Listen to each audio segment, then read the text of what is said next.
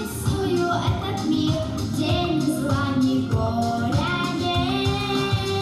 Идет направо, песень заводит, налево сказку говорит. В Доме культуры Кантышева разнообразие кружковых занятий. В просторном холле молодых дарований встречает художественный руководитель и творческий наставник Разета Добриева. По ее словам, уже с раннего возраста здесь детей приобщают к культуре и национальным традициям народа. Они сами рисуют и вывешивают потом на конкурс эти же рисунки. Приходят их же родители, и они могут сами рассказать, они же рисуют то, что они думают, это их внутренний мир, поэтому, по-моему, им удобно и рисуют, и показывают рисунки, и, по-моему, у них неплохо получается.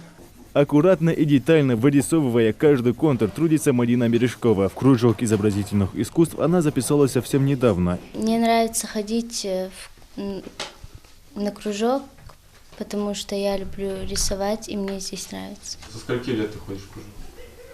С 7-го. Ну а тебе удобно сейчас, вот началась учеба, совмещать и учебу, и кружок? Да.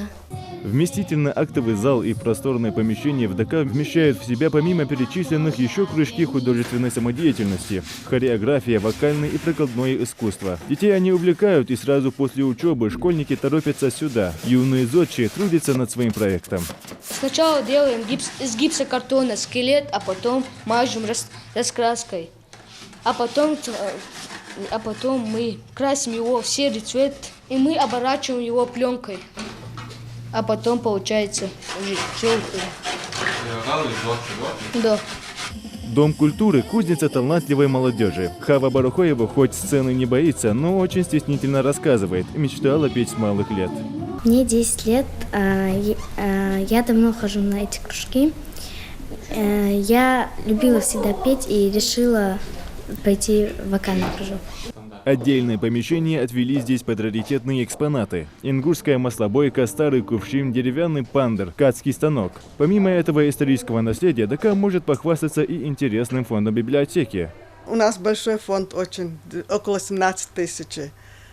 Посещения есть, читатели ходят, литература есть по всем отраслям знаний.